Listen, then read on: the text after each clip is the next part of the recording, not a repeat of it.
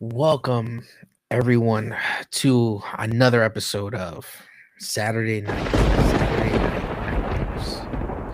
I am your host, Man Has No Nickname, covering for Echo Ninja and Crimson Adams, and we're going to get into something a little interesting today. So, you know me, I do not shy away from the outlandish, obscure horror films. So we're going to be taking a look into Glorious.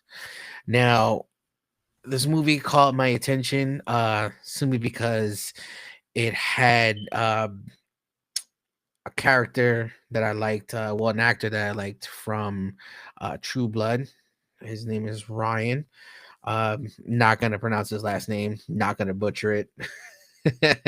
But he played Suki's brother in True Blood.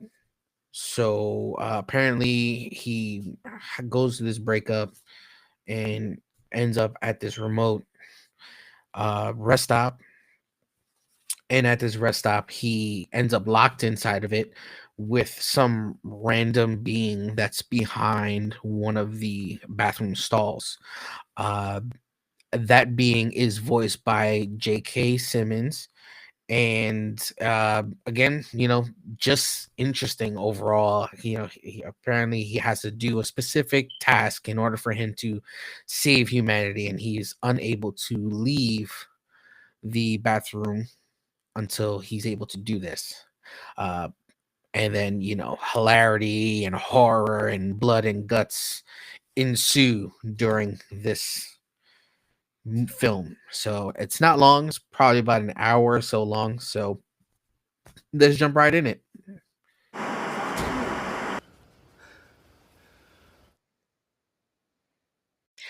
I mean, clearly it's broken. Some So things may seem broken, but it you.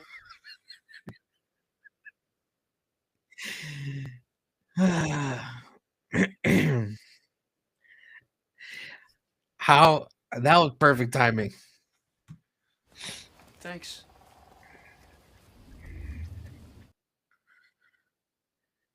I. Oh, you little fuck! And your phone dies. And it throws the phone. Why?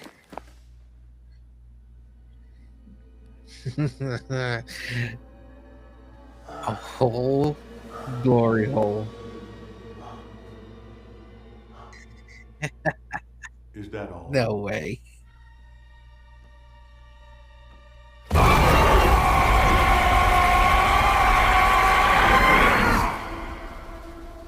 What the fuck?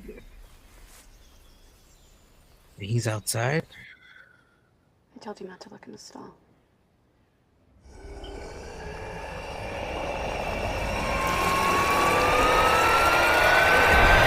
What the fuck? Help me! Help! Is that? God damn it!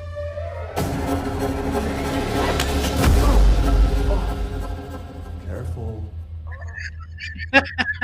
Really? That's how it begins. Escaping? Nah, he's gonna end up right in the same spot. That feeling is what has been pulling you and I towards one another. A force greater than gravity has merged us into one synchronistic orbit. That's sick. Our planes have... And it's closed? What the fuck?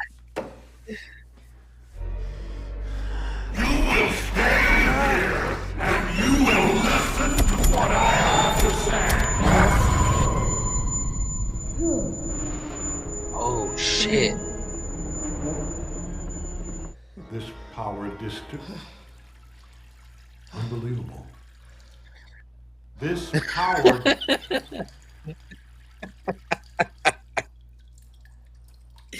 Nah, that's comedy. Let me the fuck out of here! Wes, step into the stall. What the I'll fuck? take care of everything. God. Yes.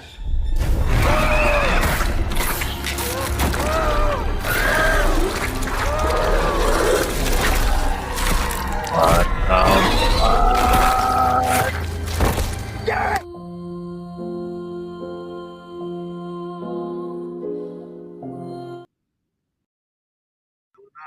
the raining blood?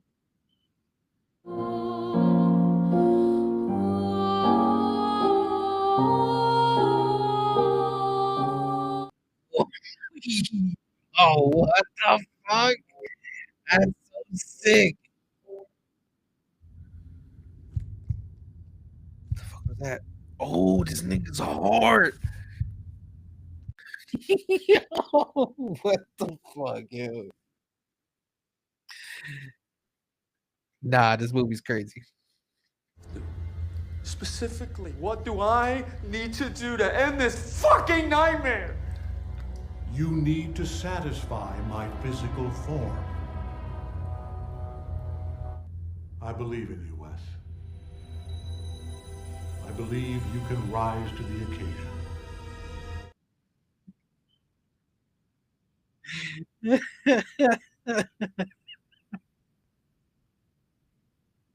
What the hell is that? What?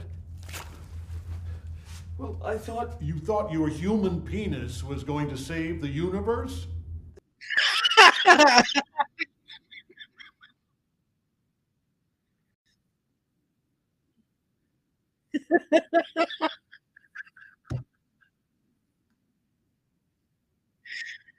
No way. How, God? How do you expect me to give you my liver? It is inside me. This sacrifice must be given to me by you, willingly.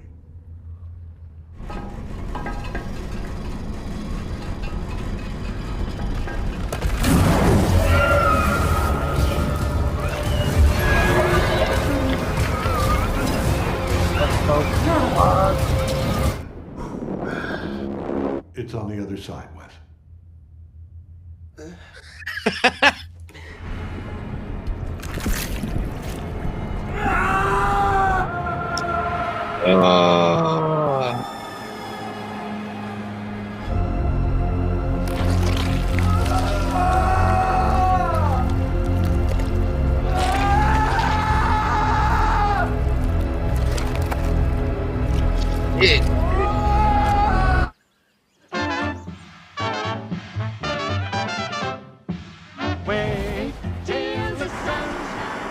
All right. So that was glorious.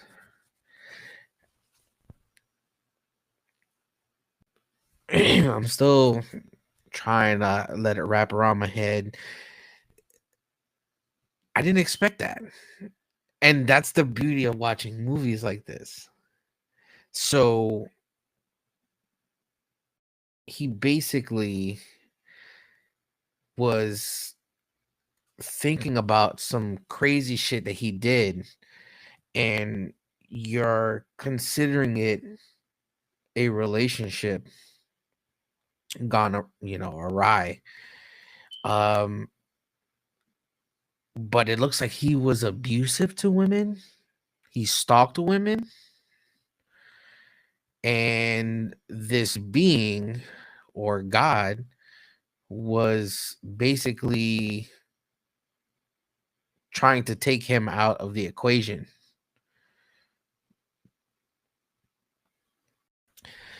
And we're thinking the entire time that the glory hole has to be used as a sexual purpose, obviously. All for him to just actually use it and him tell him, no, that's not what I want. He sacrificed himself for the greater good, but it was really him sacrificing himself because he knew that he shouldn't basically live with himself anymore after all the fucked up things he's done. And they don't really go deep into it, but I mean, from the glimpses of what you see and what's going on, you didn't know what was going on with the relationship up until he cut himself open. And it shows him, basically, it looks like he killed his girlfriend. Man, it really became something super thought provoking at the very end, and he was basically content with himself, and he was happy that he was gone. You know, and you got to really think about things like that. It's crazy. We live in a world where there's so many things that go on, and you know, damn, it's just really hard to think about something like that. To think of a horror movie to do something like that or trigger your emotions as this just did, and for it to only have maybe about what, an hour and 10 minutes of runtime. Pretty solid film. I wouldn't call it a short film. It is kind of short. It's only an hour and 10 minutes, an hour 15 max. But man, it was a lot. It was a lot to sink in, and I may have to watch this again. But just man, um, J.K. Simmons always has an amazing voice, and just to hear him, talk and be as soothing as he is as a god or demigod, and him trying to persuade Wes into sacrificing a part of himself for the greater good, for someone that he loves, for someone that he cherishes, is something that we all would want to think about. Are we willing to sacrifice ourselves or something of ours to let everyone live at peace, or those around you live at peace? um I didn't think of this taking the turn that it did. It had its funny moments. It had its dark moments. Wes trying to see what the god looks like, ultimately getting put in a trance and being hurt in the process. Him trying to escape only to find out that he's still in the same place that he never left. I mean, it's those subtle things that we get from a lot of horror movies that I think plays very well. Because I already knew what was coming. He opened up the vent, got into the vent, but we all knew he was gonna pop right back inside the same room. That was definitely gonna happen. The inspector coming in to check out the place, hearing him, and then getting torn to shreds and spread all over the bathroom walls was intense. I didn't expect that either. But it felt like it was something that was all in Wes's mind, because after everything was said and done, everything was gone. The building structure was falling apart. It was all together. The blood on the walls, the blood on the floor, the pool of blood on the floor, gone mysteriously. And the only blood that was there was that of Wes's, because he was just bleeding out with him missing a liver.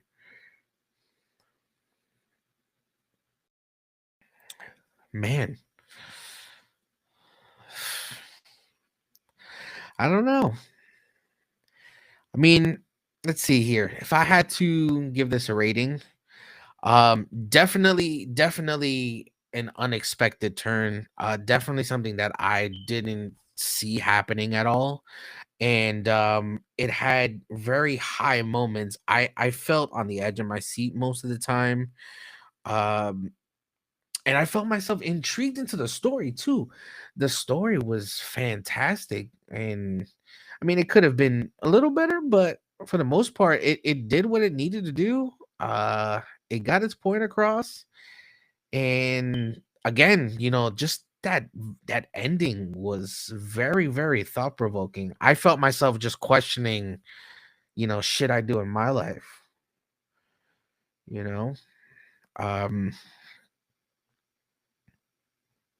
if I'm gonna score this out of a 10, I'd probably give it a 7. It's definitely watchable, definitely enjoyable, definitely again has his moments. Um, do I think it should have been more? Possibly, but I think this gives us enough, especially if you're just in one room, kind of like the very first Saw. The very first Saw, it was just two dudes in a room. They had moments where it showed other things, but it was two dudes in a room for the most part, and that basically told the story, got the point across, and then you figure out whatever you figure out at the end. So you tell me. But I think I'm gonna score this a 7 out of a 10. I enjoyed it. I definitely recommend for people to watch it. If you have Shudder, definitely check it out. If you have any other means of watching your movies, I don't know, you guys, go ahead and watch it. But yeah, this has been Man Has No Nickname, and I'm signing out from Saturday Night Nightmares. And go check out Glorious. Have a good night.